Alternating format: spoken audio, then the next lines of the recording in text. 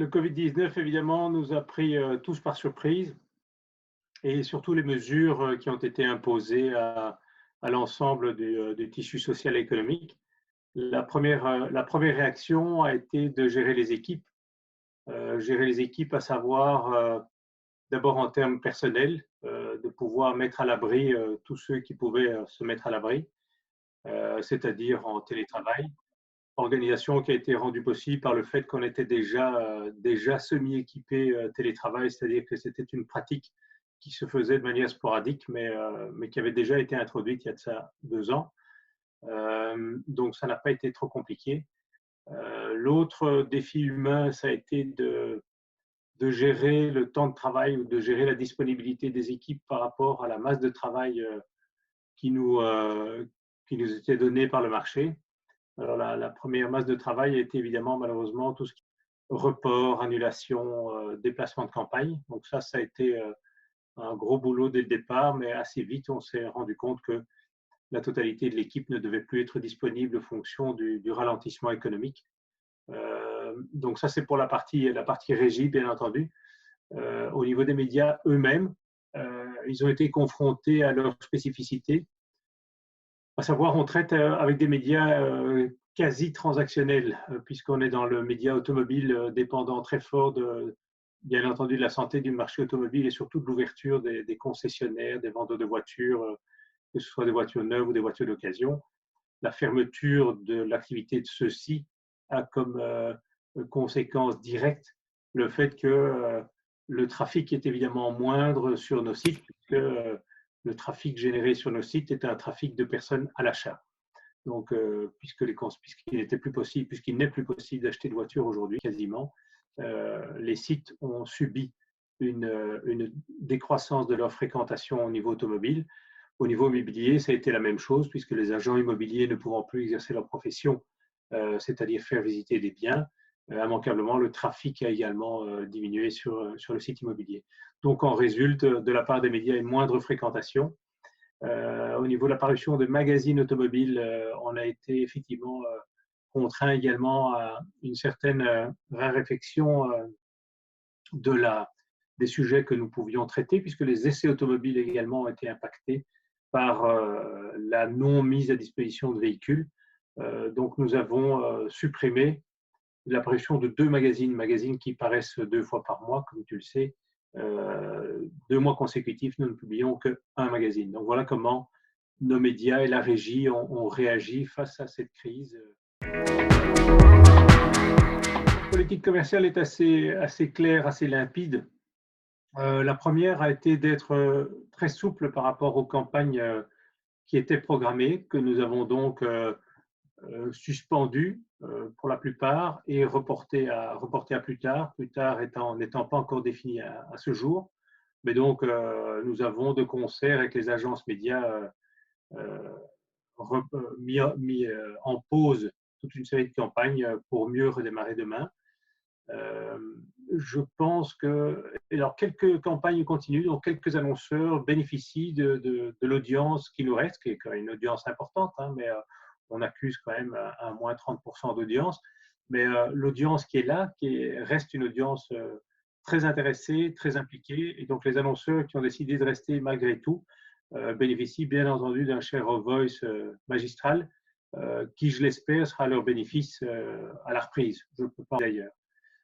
Pour ce qui est de la reprise, toutes les campagnes vont probablement changer de nature, puisque, en tous les cas, pour l'automobile, là où la priorité était à de nombreux lancements cette année, je pense que la première priorité des marques automobiles, ça va être le déstockage. Ils ont tous accumulé, même si certaines chaînes de montage ou la plupart des chaînes de montage ont été mises également en pause. L'ensemble des concessionnaires totalisent un nombre de véhicules, qu'ils soient neufs ou qu'ils soient d'occasion, hallucinant. Et leur première priorité va être de sortir ces stocks, c'est-à-dire de faire tourner ce capital immobilisé. Donc, nous avons mis en place ce qu'on a appelé un package commercial qu'on appelle Back to Business. C'est plus positif qu'après Covid. Donc, Back to Business avec la volonté d'aider les annonceurs, d'aider les marques automobiles, d'aider les concessionnaires à promouvoir leur stock de la manière la plus efficace possible, c'est-à-dire de l'impact, de la fréquence, des beaux formats, dans un contexte évidemment totalement dédié pour ce qui est de l'automobile à l'automobile et avec des prix très compétitifs pour leur permettre d'avoir accès à ces audiences le plus tôt possible. Donc là, très clairement, en marge de ce qu'on a fait au travers de WeMedia et de certaines initiatives communes qui encourageaient les marques à continuer d'être présentes pendant la période Covid, où j'avoue qu'il y a eu sur le site pas de marques qui ont joué le jeu, qui ont joué à ce jeu-là. Nous avons donc lancé une initiative de reprise qui nous semble correspondre aux besoins qu'ont les annonceurs dans l'immédiat, sachant que les campagnes de promotion de leurs nouveaux véhicules qui vont revenir seront là programmées probablement dans les mois qui viennent. C'est un peu la tarte à la crème, évidemment, aujourd'hui. Hein. On y est tous. Je pense que le Covid a de nombreux aspects négatifs, horribles, dramatiques, mais a également toute une série, en tout cas au niveau humain et humain professionnel, de conséquences intéressantes, comme celle de permettre le télétravail et de faire en sorte que les organisations ont été poussées dans le dos à l'organisation du télétravail et ont pu se rendre compte de le côté très positif des équipes à accepter ce genre de mutation et surtout le côté impliqué, confirmé des gens. Donc là, ce qui pouvait être de la part des organisations une crainte de moindre implication, de tir au flanc, de profiter de la situation, eh bien, on se rend compte que c'est en fait totalement l'inverse. Les personnes sont encore plus disponibles, même lorsqu'ils sont mis en temps de travail partiel, les personnes sont encore plus disponibles, encore plus impliquées. Et on se rend compte qu'au-delà de cet aspect implication d'équipe, on a également une efficacité assez importante, augmentée certainement. Et ce genre de conversation que nous avons pour l'instant, on aurait perdu chacun une demi-heure de trajet avant et après. Donc, si on peut faire un effort et pour nous déstresser, c'est-à-dire éviter de devoir regarder sa montre toutes les minutes dans un embouteillage et économiser un peu d'énergie, ben finalement, c'est plutôt une bonne nouvelle.